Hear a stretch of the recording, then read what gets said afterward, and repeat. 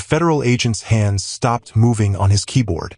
He stared at his screen for a long moment, then looked at me, then back at the screen. His face had gone pale. "Sir," he said, his voice strange and careful, "I need to call my supervisor. Could you please wait here?" I sat there in the plastic government chair, holding the manila envelope my grandfather had given me 3 months ago, the same envelope my father had ripped from my hands at my son's baptism, the same envelope everyone had laughed at, the same envelope I had kept hidden in my closet because I could not bring myself to throw away the last gift my grandfather ever gave me. "Is something wrong?" I asked. "No, sir. Nothing is wrong. I just need to verify some information with my supervisor. This is unusual." He picked up his phone, dialed an extension, and spoke quietly into the receiver. I could not hear what he was saying, but I saw his eyes flick back to the computer screen twice. I looked down at the envelope in my lap. It was old, the manila paper soft and yellowed at the edges. Inside were dozens of United States savings bonds, Series E and Series EE, purchased between 1962 and 1985. My grandfather's name was on each one, along with mine as the beneficiary. The oldest bonds were over 60 years old. The paper was brittle, the printing faded, the Treasury Department logos from an era before I was born. My father had said these bonds were worthless. My mother had said I should not embarrass myself at a federal office. My brother had laughed and said the government had stopped paying interest on these things decades ago, that they were just old paper now, worth nothing except as a reminder of how senile Grandpa Harold had become. But I had come anyway, because my grandfather had asked me to, because 16 years of Sunday visits had taught me to trust him, because the look in his eyes when he handed me this envelope at my son's baptism was not the look of a senile old man. It was the look of someone giving away something precious. I should have come sooner, but life gets in the way, and doubt creeps in, and when everyone you know tells you something is worthless, you start to believe them. I wish I had not believed them. A door opened somewhere behind the counter, and a woman in a dark suit emerged. She was maybe 50, with gray-streaked hair and the careful expression of someone who had worked in government for a long time. She approached the counter where the agent was sitting and looked at his screen. Then she looked at me, then back at the screen. They spoke quietly to each other. I could not hear the words, but I saw her eyebrows rise. She typed something into the computer. Her expression changed. She came around the counter and approached my chair. "Mr. Crawford?" she asked.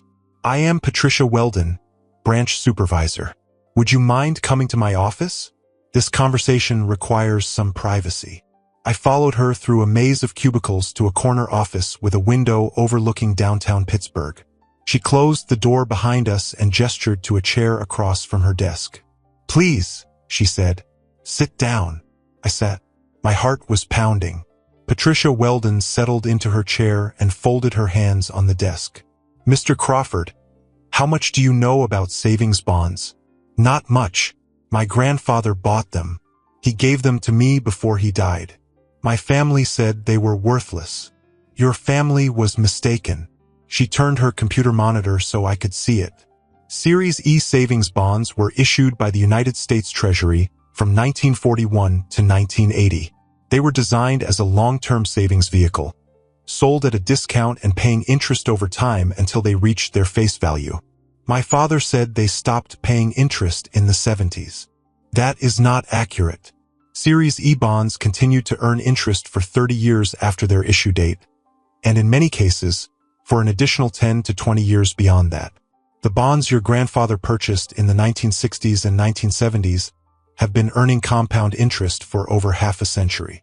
Compound interest? Interest on interest. The bonds earn interest, that interest is added to the principal, and then the new total earns more interest. Over 60 years, the compounding effect is substantial. She paused. "Mr. Crawford, your grandfather purchased savings bonds every single month from 1962 until 1985.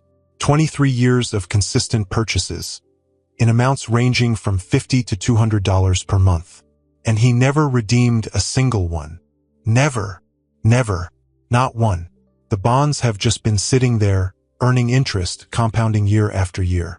She typed something into her computer. Based on the serial numbers you provided and our records, the total current value of your grandfather's savings bond portfolio is approximately $2,843,000. The room tilted. I grabbed the arm of my chair. That is not possible, I heard myself say. That is not. My grandfather was a mailman. He delivered mail for 38 years. He lived in a tiny house. He drove a car from 1994. He wore the same coat for 25 years. The bonds are real, Mr. Crawford. They are registered in his name with you as the beneficiary. They have been earning interest since before you were born. Her voice was gentle. Your grandfather was a very patient man, and a very wise one. I could not speak. I just sat there, staring at the computer screen, trying to make the numbers make sense. $2.8 million. My grandfather, the mailman everyone pitied, the old man everyone dismissed, had quietly accumulated a fortune in savings bonds and left it all to me. I should have seen it coming. 16 years of signs, all pointing to this exact moment. My grandfather, Harold Eugene Crawford, was born in 1943 in a working-class neighborhood in Pittsburgh. His father was a steelworker, like most men in that part of the city. His mother took in sewing to make extra money. They were not poor exactly, but they were never far from it. One bad month, one layoff, one illness, and they would have been on the street. Harold learned early that security was the most important thing in the world.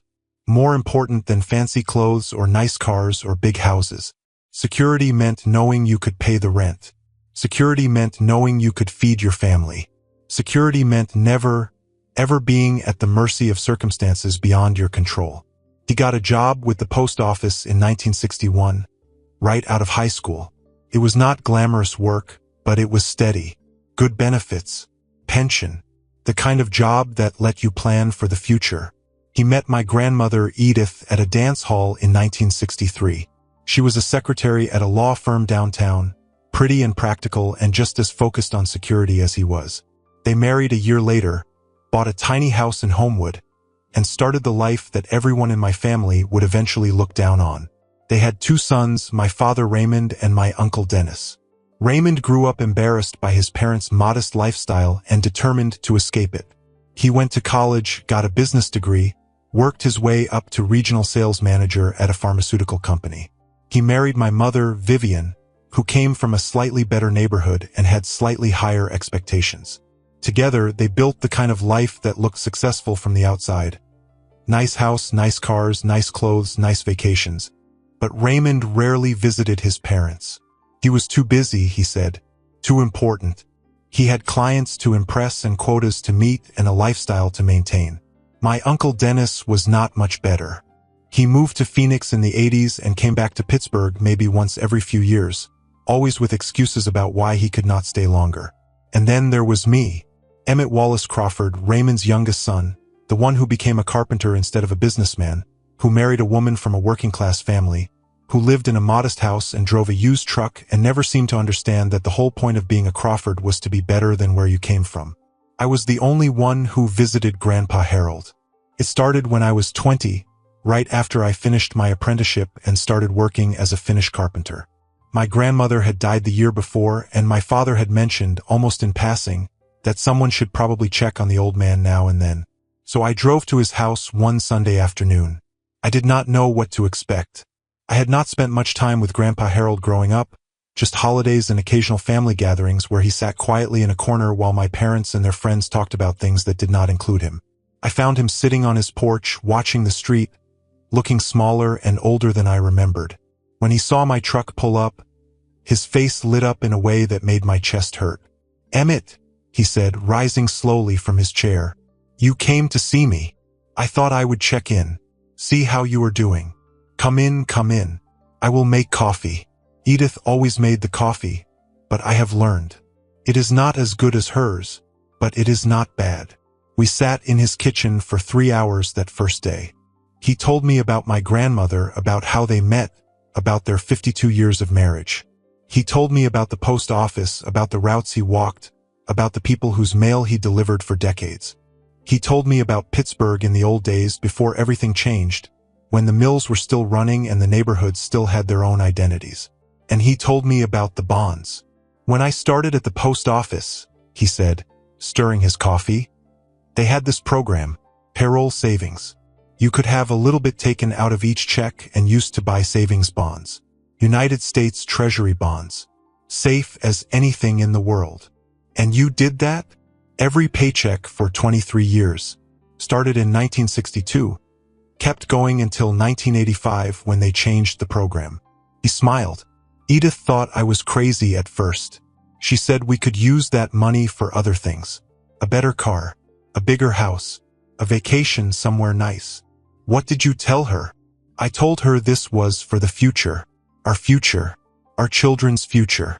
Our grandchildren's future. I told her these bonds were a promise from the United States government, and that promise would be worth something someday. Are they worth something now?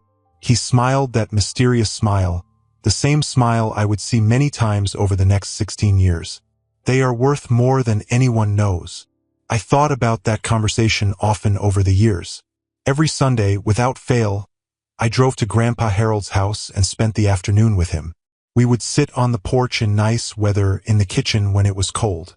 We would drink coffee and eat the cookies he bought from the bakery down the street and talk about everything and nothing. We had rituals, Grandpa Harold and I. I would bring donuts from the shop on Murray Avenue, the same shop that had been there since he was a young man courting my grandmother. He would make coffee in the old percolator that Grandma Edith had used for 50 years, the kind of coffee that takes forever to brew but tastes like nothing else in the world. We would sit and watch the neighborhood go by, and he would tell me who lived in each house, who had moved away, who had passed on. The Hendersons used to live there, he would say, pointing to a house across the street. For kids. I watched them all grow up, delivered their Christmas cards for 30 years. Now the youngest one is a grandfather himself. He knew everyone. 38 years of walking the same routes, delivering the same mail, watching the same families grow and change and move on. He had been part of something woven into the fabric of the neighborhood in a way that most people never are. He told me stories I had never heard anywhere else. About growing up during the war years, about the rationing and the sacrifice and the way everyone pulled together because there was no other choice. About starting at the post office when he was 18, so nervous on his first day that he delivered 3 wrong packages before lunch and spent his break sitting on a curb trying not to cry. Mr. Patterson, the senior carrier, found me there, he said once. I thought he was going to fire me, but he just sat down beside me and said, "Son, every mailman makes mistakes. The question is whether you learn from them." I never forgot that. He told me about meeting my grandmother at that dance hall, how she was wearing a green dress and laughing at something her friend said, and how he knew in that moment that he would marry her or die trying. She was the most beautiful woman in the room, he said once, his eyes distant with memory. And the smartest. She could do numbers in her head faster than anyone I ever met. She was the one who figured out how to make the bonds work. How to buy them at the right times, how to spread them out, how to make them grow. Grandma managed the bonds? She managed everything. I just carried the mail and brought home the paycheck. She made it into something. He wiped his eyes with a handkerchief, the same handkerchief I had seen him use 1,000 times. I miss her every day, Emmett. Every single day. 52 years of marriage. And I still reach for her in the middle of the night. I still expect to hear her voice when I come home. I held his hand while he cried. I was 22 years old, and I had never seen my grandfather cry before. It changed something in me. It taught me that grief does not have an expiration date, that love does not end just because someone is gone. After that, my visits became the most important thing in my week. No matter what else was happening, no matter how busy I was with work or life or family, I knew that Sunday afternoon would be peaceful. I knew Grandpa Harold would be waiting on his porch with a pot of coffee and a story to tell and a quiet wisdom that I found nowhere else in my life. My father could not understand it. "Why do you keep going there?" he asked me once, at a family dinner where Grandpa Harold had not been invited. "What could you possibly have in common with an 80-year-old mailman?" We talk. He tells me stories. He asks about my work. He tells the same stories every time. About the post office. About Edith. About his precious bonds that are probably worth about $12.50 by now. You do not know what they are worth. I know enough. I know he bought them in the 60s and 70s when they paid almost nothing. I know they matured decades ago. I know the government stopped adding interest years before we were born. He shook his head. The old man thinks he is sitting on a fortune. It is sad, really. Delusional. He is not delusional. He is 81 years old, and he still thinks savings bonds from the Ford administration are worth something. That is the definition of delusional. He took a sip of his wine. Just do not let him give you any of that junk. It is embarrassing enough that he keeps talking about it. I did not argue with him. There was no point. My father had made up his mind about Grandpa Harold decades ago, and nothing I said was going to change it. But I kept visiting. Every Sunday for 16 years. I got married when I was 28. Her name is Caroline, and she is the best thing that ever happened to me. She grew up in a family a lot like Grandpa Harold's. Working class, practical, focused on the things that actually matter. I brought her to meet him about 2 months after we started dating. This is the one, he said, after she had gone to the kitchen to refill our coffee cups. This is the girl you are going to marry. How do you know? Because she reminds me of Edith. The way she listens. The way she pays attention. The way she does not need to fill every silence with noise. He patted my hand. Hold on to her, Emmett. Women like that are rare. I held on to her. We got married a year later, in a small ceremony at the courthouse because neither of us wanted a big wedding. Grandpa Harold was there, in his best suit, beaming like I had given him a gift. 3 years later, Caroline was pregnant. And 3 years after that, she was pregnant again. And then Wesley was born, our second son, and I knew I had everything I ever wanted. The baptism was held on a Sunday in September, at the church where Caroline's family had worshipped for generations. It was a small ceremony, just family and close friends, but it felt important. We were welcoming our son into the world, into the community, into the family. My parents came, of course. My brother Marcus came with his wife and children. Caroline's family came. And Grandpa Harold came, 93 years old now, moving slowly but still sharp, still present, still the wisest person I knew. After the ceremony, there was a reception in the church hall. Sandwiches and cake and coffee, the usual church gathering. My father worked the room like it was a business conference, shaking hands and making connections. My mother stayed close to him, playing the supportive wife. Marcus talked to anyone who would listen about his new promotion. Grandpa Harold sat in a corner, watching Wesley sleep in Caroline's arms, smiling that quiet smile of his. I went to sit with him. He is beautiful, Grandpa Harold said, looking at Wesley. He looks like you did when you were born. Same nose, same chin. I hope he has your patience. Patience is learned, not inherited. But I think he will learn it. I think he has good teachers. We sat together for a while, watching the party swirl around us. And then Grandpa Harold reached into his jacket pocket and pulled out a manila envelope. I have something for you, he said. For him. For the whole family. He pressed the envelope into my hands. It was thick, stuffed with papers. What is this? Open it. I opened it. Inside were dozens of documents, each one a United States savings bond. Series E, Series E. Dates ranging from 1962 to 1985. My grandfather's name on each one. My name as the beneficiary. Grandpa, I do not understand. These are the bonds. All of them. Edith and I bought them for 63 years ago, and I have been holding on to them ever since, waiting for the right time. He squeezed my hand. The right time is now. Take them. Do not tell anyone. Just keep them safe until you are ready. Ready for what? To find out what they are worth. Before I could say anything else, my father appeared at my elbow. What is this? Raymond asked, looking at the envelope. What did he give you? It is nothing, Dad. Just some old papers. But my father was faster than me. He grabbed the envelope out of my hands and pulled out the bonds. Savings bonds. He started to laugh. The sound was harsh, mocking. Harold, these bonds matured in the 70s. The government stopped paying interest on these things decades ago. This is just old paper. They are still earning interest, Grandpa Harold said quietly. That is not how it works. Once they mature, they are done. They stop growing. These have been worthless for 40 years. He waved the bonds in the air. Emmett, do not embarrass yourself taking these to a bank. They will laugh you out of the building. Give them back, I said. I am doing you a favor, saving you the humiliation. He turned to my mother. Vivian, look at this. Dad is giving Emmett his savings bonds. The ones he has been talking about for 50 years. The ones that were supposed to make us all rich. My mother shook her head. Harold, honestly, could you not have just given him a check? There is no money for a check, Marcus said, joining the conversation. He spent it all on these worthless bonds when Nixon was president.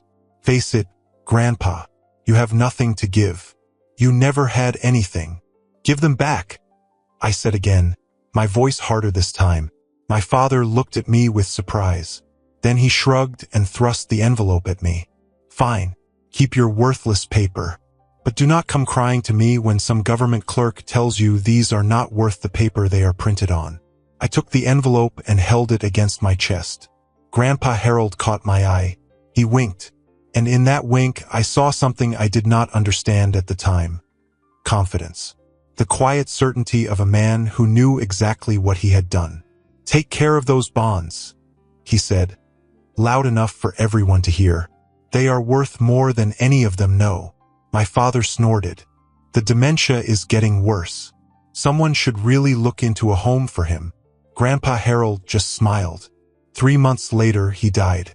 It was a Tuesday morning in December. The neighbor found him in his kitchen, sitting in his usual chair, a cup of coffee on the table in front of him. He had gone peacefully, the doctor said, probably in his sleep or shortly after waking. He was 93 years old, and he had lived a good life. I was the one who identified the body. I was the one who called the funeral home. I was the one who sat in that tiny house, surrounded by 70 years of a simple life, and wept for the man who had taught me what really matters. The funeral was small. A few old friends from the post office, most of them using walkers or wheelchairs. Some neighbors who had known him for decades. The family, of course, though my father spent most of the service checking his phone and my mother whispered to Marcus about something unrelated. I delivered the eulogy because no one else would. My grandfather Harold was a mailman, I said, standing at the podium. He carried the mail for 38 years, walking the same routes, serving the same neighborhoods, delivering letters and packages and parcels to people who came to think of him as family. He was not a rich man by most standards. He did not have a big house or a fancy car. He did not travel the world or build a business empire.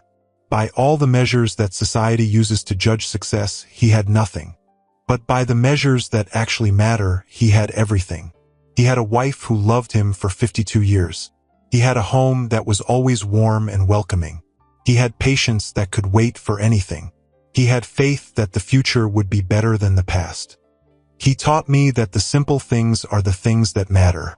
A cup of coffee on a Sunday afternoon. A story shared with someone who cares. A promise kept for 60 years. I will miss him every day for the rest of my life.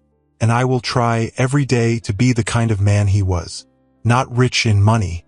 Rich in the things that count. My father checked his watch during my eulogy. My mother examined her fingernails. Marcus was looking at his phone. But Caroline was crying, and my sons, too young to understand what was happening, sat quietly beside her, somehow sensing that this moment was important. That was enough. The reading of the will happened 3 days later, at a lawyer's office downtown. My father was there, ready to collect whatever meager inheritance Harold had left behind. Marcus was there too. Uncle Dennis had flown in from Phoenix, making time in his busy schedule to see if there was anything worth having. The lawyer, an old man named Patterson who had known my grandfather for years, read the will in a quiet, respectful voice. To my son Raymond, I leave my house at 3847 Wilkins Avenue to be sold or kept as he sees fit. My father nodded. The house was worth maybe 120,000. Not much, but something. To my son Dennis, I leave my savings account at Pittsburgh Federal Credit Union. The current balance is approximately $22,000. Dennis looked disappointed. He had flown all the way from Phoenix for $22,000. To my grandson Marcus, I leave my 1994 Ford Taurus and my collection of woodworking tools. Marcus barely suppressed a laugh. A 30-year-old car and some old tools. To my grandson Emmett, I leave the contents of the manila envelope currently in his possession, along with all associated rights and claims. My father's head snapped up. That is it? The bonds? He is leaving Emmett the worthless bonds. The will has been fully executed, Patterson said calmly. The estate is closed.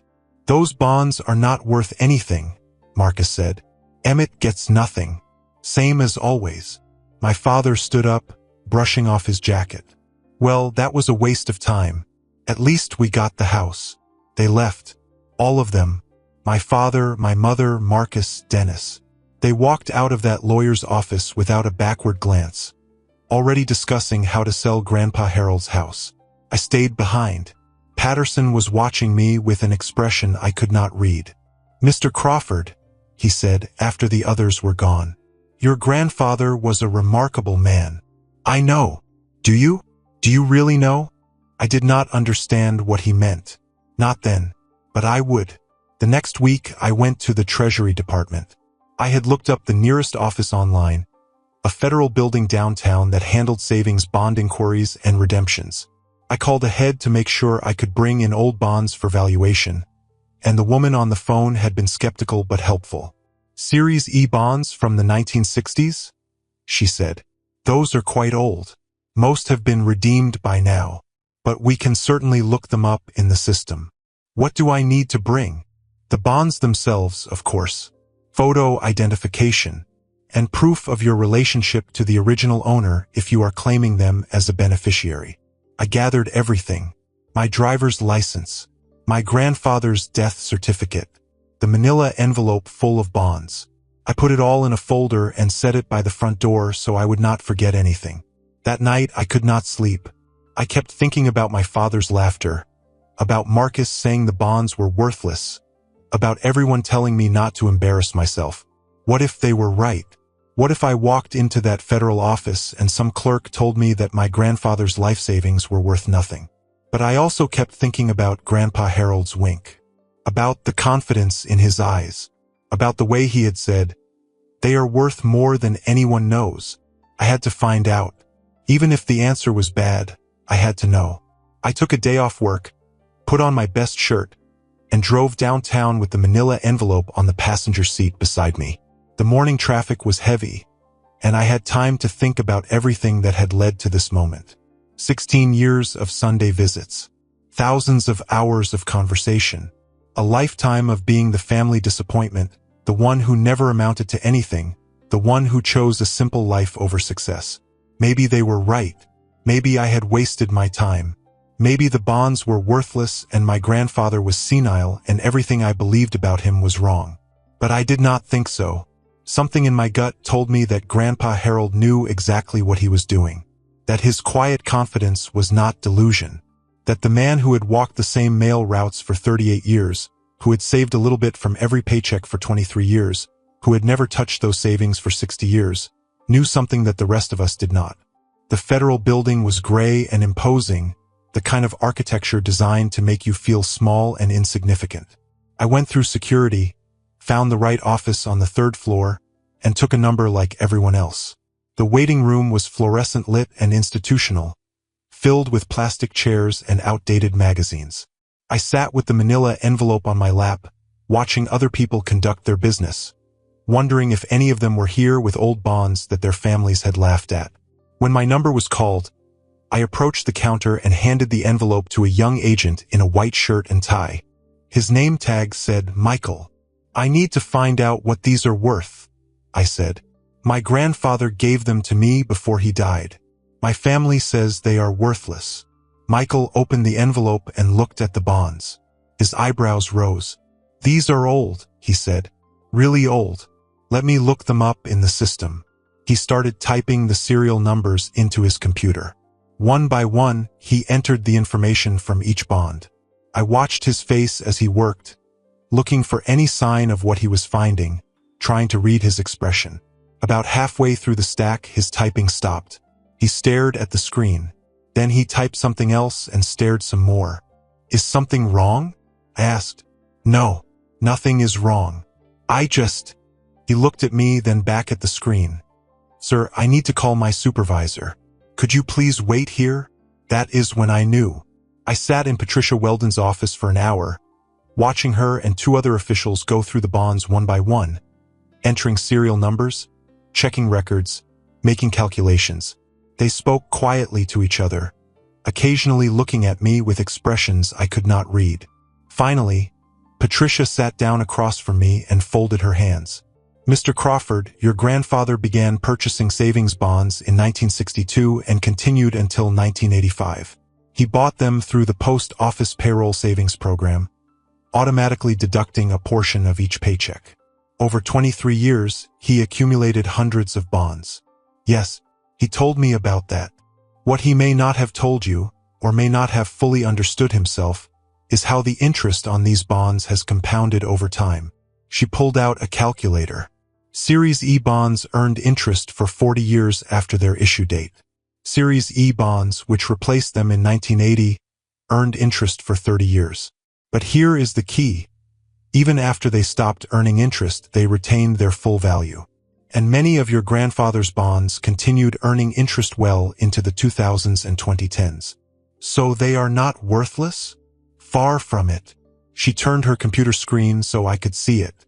Based on our calculations, the total current value of the bonds in this envelope is $2,843,217. I could not breathe. I could not think. I just sat there, staring at the number on the screen, trying to make it make sense. That is not possible, I finally said. My grandfather was a mailman. He made maybe $30,000 a year tops. He could not have saved almost $3 million. He did not save $3 million. He saved perhaps $70,000 or $80,000 over 23 years. But compound interest over 6 decades turned that into nearly $3 million. Patricia smiled gently. Your grandfather understood something that most people do not. Time is the most powerful force in finance. A small amount of money, invested wisely and left alone for long enough, can grow into a fortune. And he left it all to me? According to the beneficiary designations on each bond, yes. He updated the designations in 2018, specifically naming you as the sole beneficiary. She paused. He knew exactly what he had, Mr. Crawford, and he knew exactly who he wanted to have it. I drove home in a daze, the manila envelope on the seat beside me, the redemption paperwork folded in my pocket. Nearly $3 million. My grandfather, the mailman everyone dismissed, the old man everyone pitied, had quietly built a fortune one bond at a time and left it all to me. Not to my father, who had called him senile. Not to Marcus, who had laughed at his worthless paper. Not to Dennis, who could not be bothered to visit more than once a year. To me, the one who showed up, the one who listened, the one who sat on the porch every Sunday and treated him like he mattered. Caroline met me at the door, worried by the look on my face. What happened? What did they say? I handed her the paperwork. I watched her read it, watched her face go through the same transformation mine had gone through hours earlier. $2.8 million, she whispered. Yes, from savings bonds. Bonds your family said were worthless. Yes. She sat down on the couch, the papers falling from her hands. Our sons were playing in the next room, oblivious to the fact that their lives had just changed. Why? She asked. Why you? I knew the answer. I had known it for 16 years, every Sunday, sitting on that porch with coffee and conversation. Because I showed up. Because I listened. Because I saw him. The confrontation with my family happened 2 weeks later. I did not plan it. I did not want it. But my father found out about the money the way people always find out about these things, and he demanded a meeting at his house. When I arrived, they were all there. My father pacing by the window. My mother perched on the edge of the couch. Marcus leaning against the fireplace with his arms crossed. Even Dennis had flown back from Phoenix, apparently deciding that nearly $3 million was worth another trip. $2.8 million, my father said, before I even sat down. My father had $2.8 million in savings bonds, and he left it all to you. Yes, to you, the carpenter, the one who never amounted to anything, the one who wasted every Sunday of his life visiting an old man who everyone knew had nothing. He had something, you just could not see it. I saw plenty. I saw a man who lived in the same tiny house for 60 years. I saw a man who drove the same car until it fell apart. I saw a man who talked about his bonds like they were made of gold when everyone knew they were worthless. They were not worthless. I know that now. My father's voice was bitter. Now I know that my own father hid a fortune from me for my entire life. Now I know that he let me think he was a pauper while he was sitting on millions.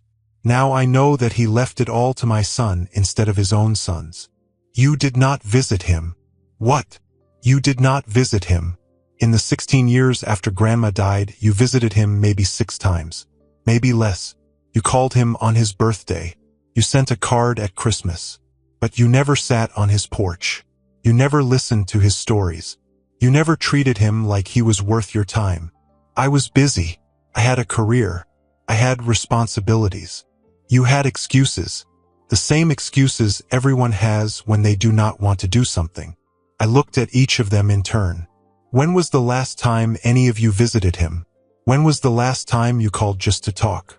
When was the last time you treated him like a human being instead of an embarrassment? Silence. That is what I thought. This is fraud, Marcus said. Grandpa was obviously not mentally competent. No one in their right mind hides millions of dollars in savings bonds for 60 years. We can contest the beneficiary designation, claim undue influence, claim he did not understand what he was doing. He updated the beneficiaries in 2018. He went to a notary. He had witnesses. He knew exactly what he was doing. I stood up. You can try to contest it, but the government has records going back to 1962. Every purchase documented. Every interest payment calculated. Grandpa Harold was sharper than any of you knew. He just let you believe what you wanted to believe. This is not right, my mother said. Family money should go to family. It did go to family. My wife, my sons, the people who will remember him with love instead of embarrassment. I walked to the door, then stopped and turned around. He knew. At the end, he knew exactly what each of you thought of him. He heard every comment about his worthless bonds. He heard every joke about his senility. He heard Marcus say he had nothing to give. And he decided that you were right. He had nothing to give to people who never showed up. But he had everything to give to the one person who did. You manipulated him, Dennis said. You spent years manipulating a lonely old man so he would leave you his money. No, I spent years loving a lonely old man who everyone else had abandoned. The money was a surprise. The love was the point. I walked out. I did not look back. It has been 6 months since I learned the truth about Grandpa Harold's bonds. The money is invested now, most of it, growing the same way Grandpa Harold grew it. Patiently, steadily, with a long-term view that values security over everything else. I work with a financial advisor who understood immediately what I wanted to do with this inheritance. I want to protect my family, I told him at our first meeting. I want to give my sons what my grandfather gave me, security. The knowledge that no matter what happens, they will be okay. He nodded like he understood. Your grandfather was a wise man, he said. Most people cannot resist touching their savings. They see a number growing and they want to spend it. But he understood that the real power of money is not what it can buy. It is the peace of mind it provides. He lived simply his whole life, and he died wealthy. That is not a contradiction. That is wisdom. We paid off our house, the modest 3-bedroom in the neighborhood where Caroline grew up, where we brought our sons home from the hospital, where we have built our life together.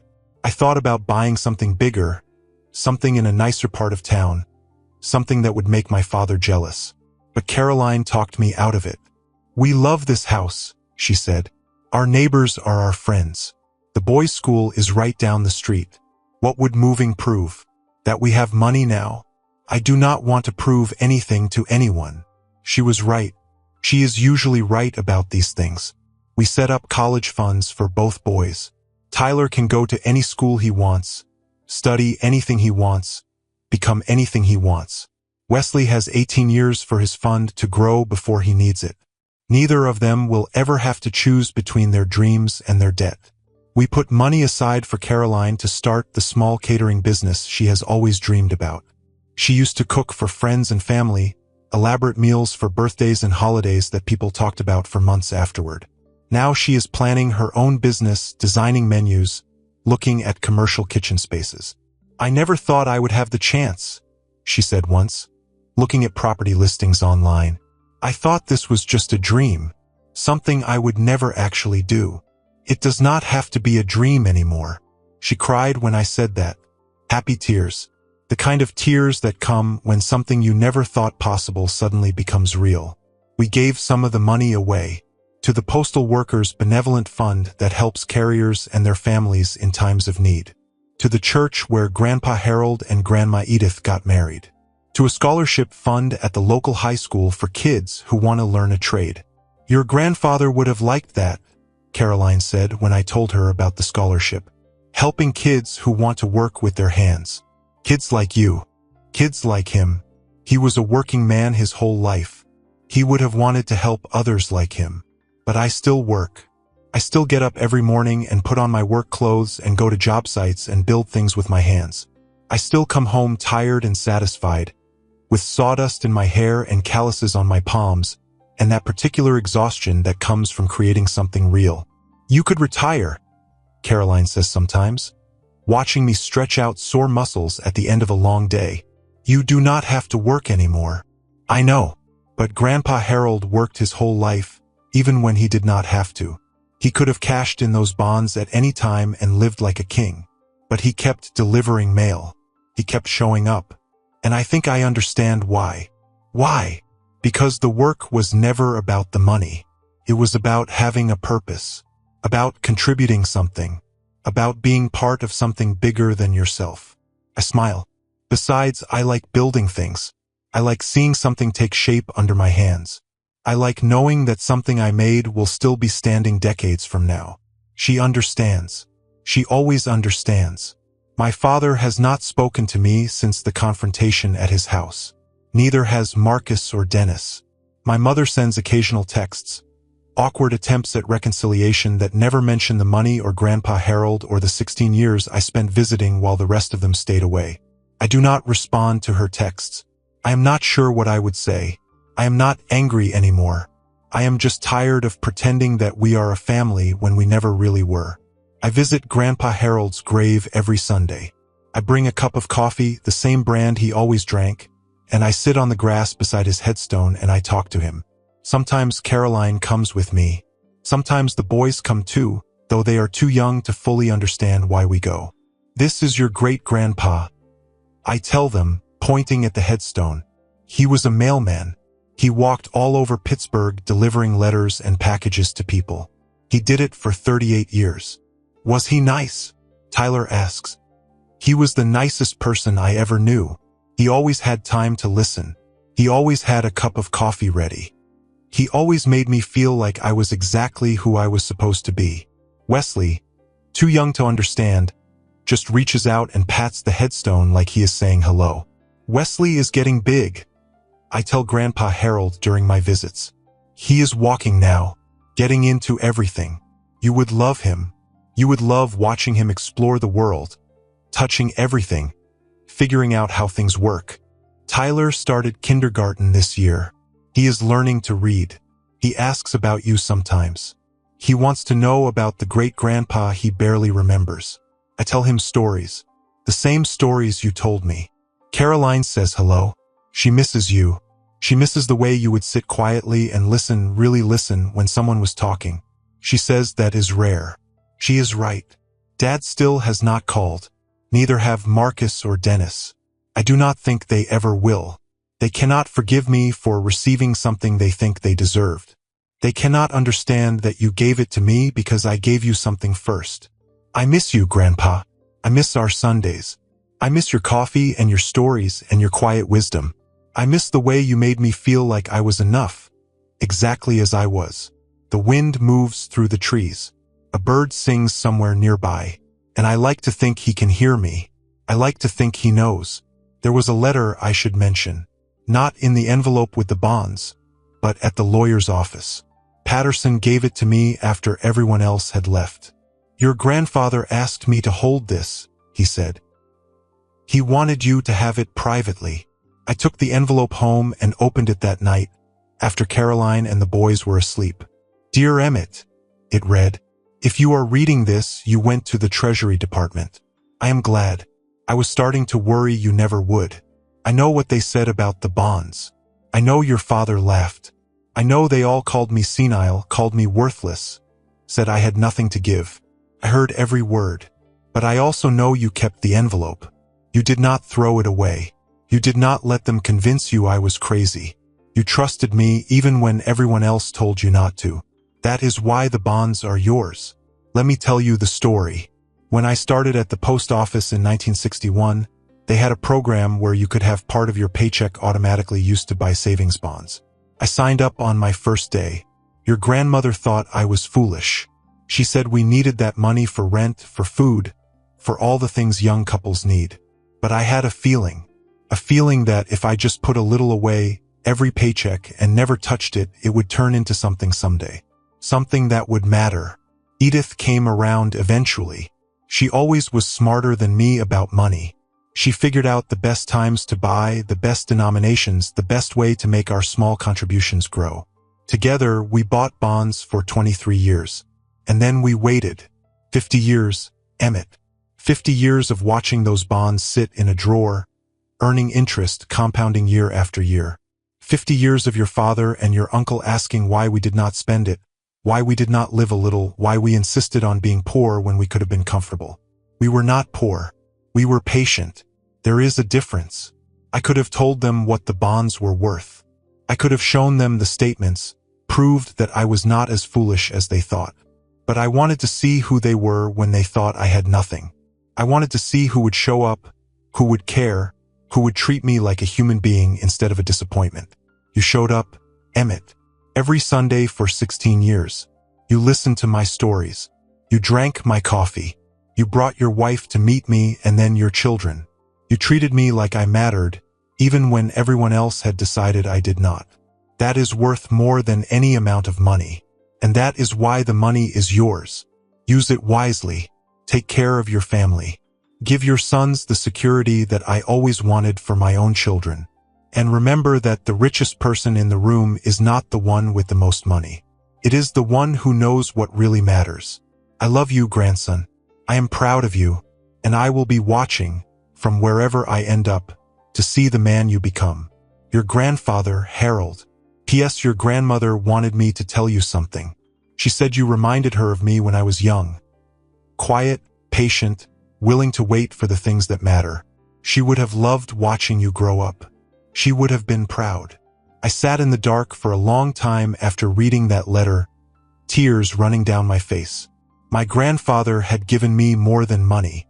He had given me proof that the way I chose to live my life, the values I held, the relationships I prioritized, all of it mattered. All of it was worth something. The manila envelope sits on my dresser now, right where I can see it every morning when I wake up and every night before I go to sleep. The bonds are gone. Redeemed, converted into investments that will grow and protect my family for generations. But I kept the envelope. I kept it because it held my grandfather's faith for 60 years. His patience. His quiet belief that good things come to those who wait. And now it holds mine. Thank you for walking this journey with me. Before you go, I have left 2 more stories here on your screen. Both from men who discovered that family is not always who you are born to. It is who stands by you when the truth comes out. Click on whichever one calls to you. And if you want to join our community of people who understand what it is like to be the outsider looking in, that notification bell is your invitation. Until tomorrow, remember, your story matters, even if they tried to erase it.